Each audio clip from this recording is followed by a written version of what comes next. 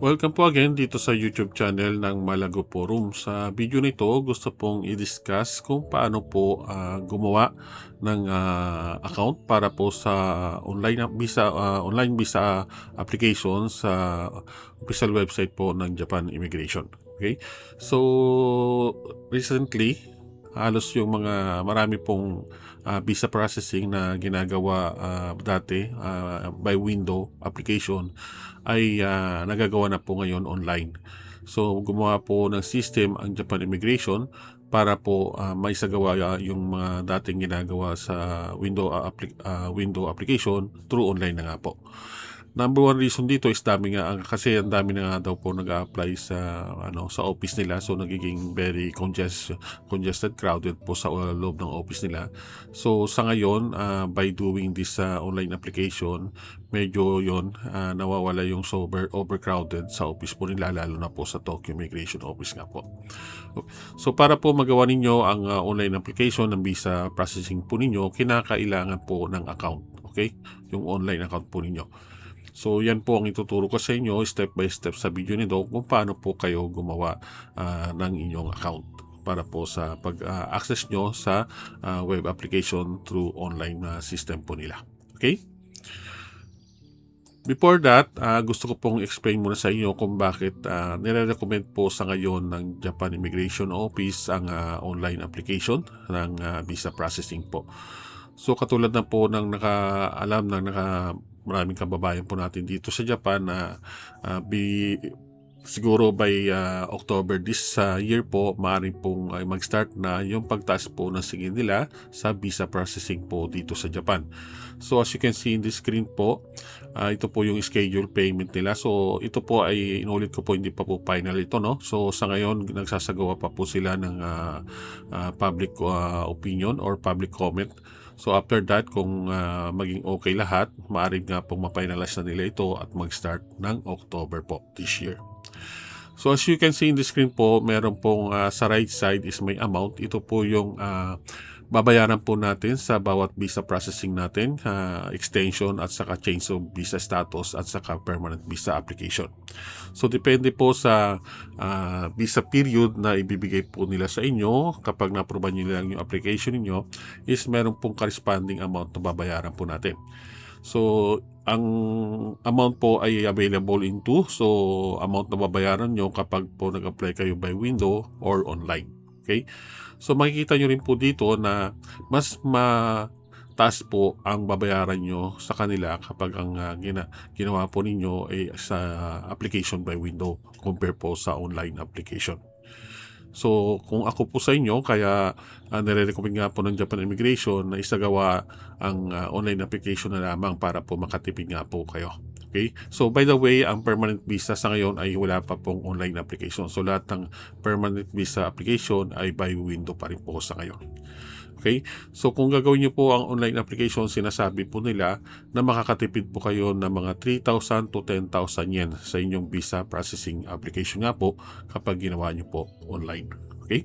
So kung ganito kalaki, I think sayang naman. So I think I recommended also this one personally na gumawa na lang po kayo ng account at mag-apply po kayo through their online application system po.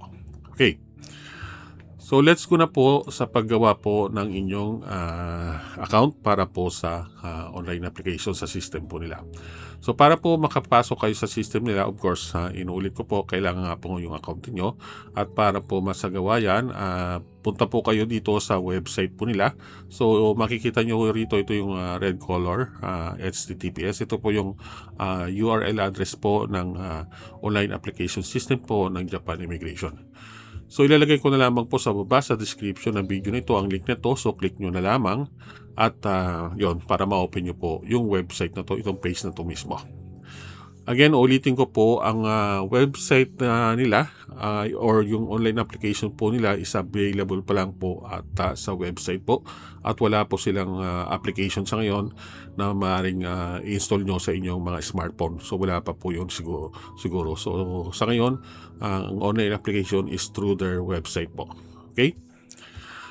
So yan, kapag na-access nyo na po siya o ma-open niya po ninyo ang website na to, itong page na to, then step 2 is yon. Pupuntahan po tayo dito. So, bubuksan nyo po yung pinaka-online system page na to. Okay? So, ito po yung pinaka-online system page. Ang gagawin nyo po rito, bali po kanina, yung, para ma-open nyo po itong screen na to, i-click nyo po itong kulay aqua color na button.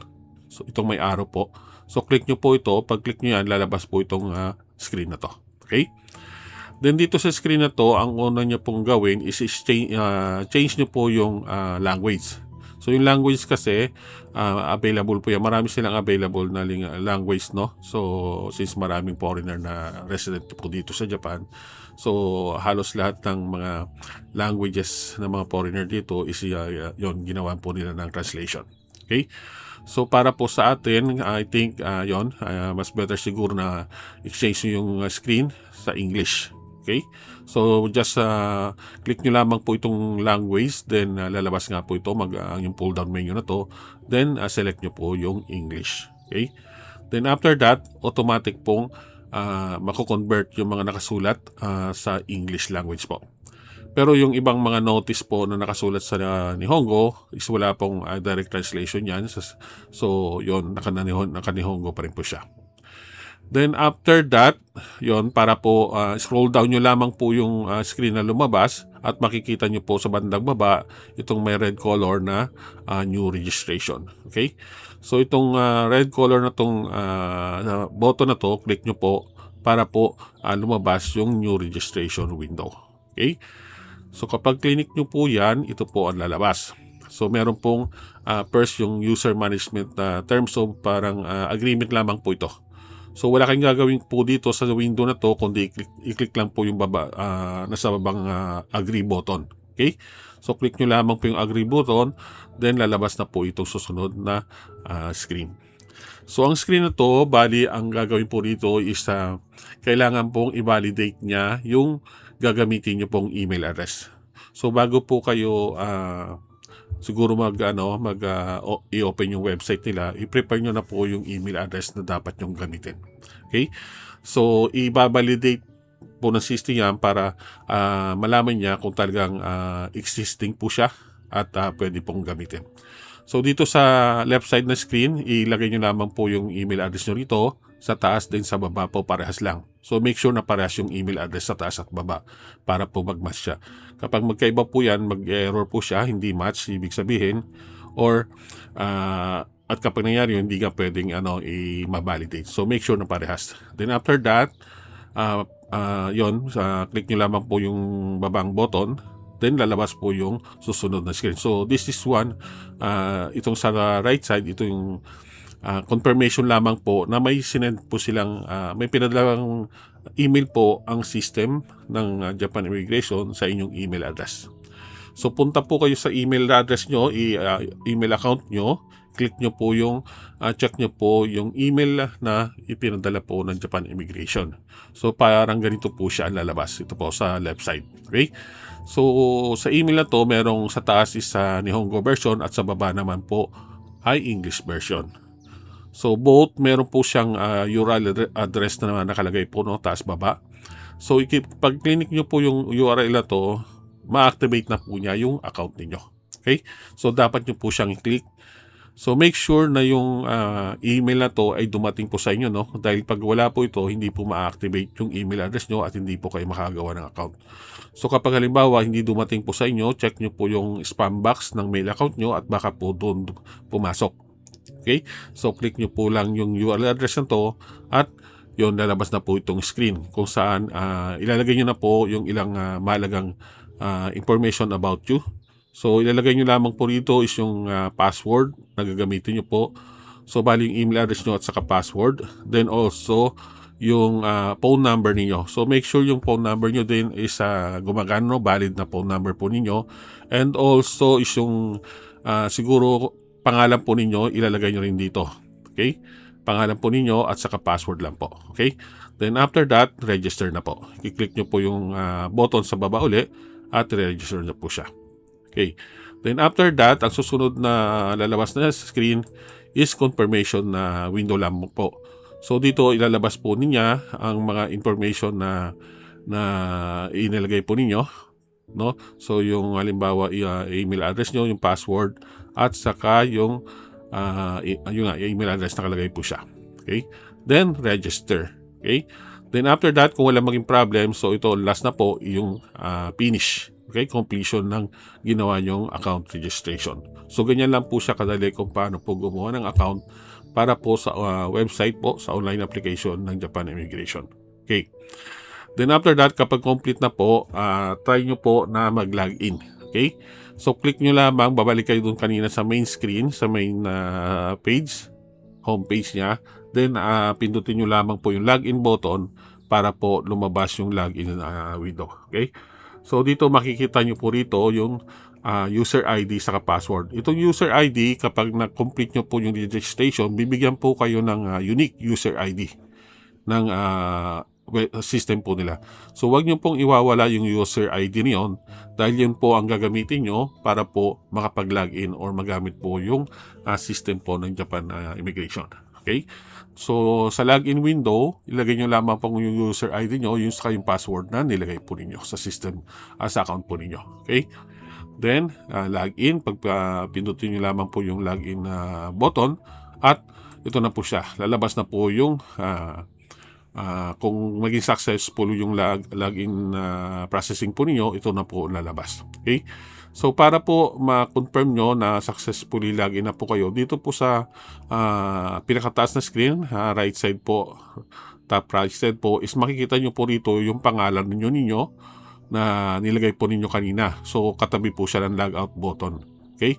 So, nandyan po yung pangalan na inilagay po ninyo. So, pag nakita nyo po yan, ibig sabihin, successful na po yung ginawa nyong account registration. Okay? So, sa account registration nyo, make sure wag nyo pong kakalimutan. I-memo nyo po yung user ID nyo, yung password, at saka email address. Okay? Yung tatlong yan para po yun, hindi nyo po makalimutan dahil yan po ang kakailanganin ninyo next time kapag maglalagin po kayo. Okay? So make sure na wag nyo pong iwawala o wag nyo pong kakalimutan yung user ID nyo, password at saka email address. Okay. Then kung okay na po lahat, then punta na po kayo dun sa online application procedure. So ito po ang makikita ninyo. So ito na po yung dito na po yung pinaka-starting window kapag gagawa na po kayo ng anumang online application sa system po ng Japan Immigration. Okay? So that's it po sa ngayon.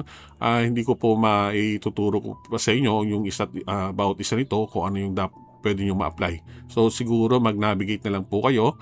Check nyo po kung ano yung pwede nyo ma-apply. Halimbawa, kung kaya pong i-apply personally, then yun, gawin po ninyo. Okay? So that's it po. I hope na naging aware na po kayo kung paano po kayo gumawa ng account para po sa online application ng Japan Immigration website po. So yun, huwag niyo pong kakalimutan, like I said, yung account na ginawa ninyo. At saka kung meron po kayong kakilala, kaibigan po ninyo dito sa Japan, so na resident na, so share nyo po ang video nito para po malaman niya kung paano rin po gumawa ng account. Okay? Thank you very much po.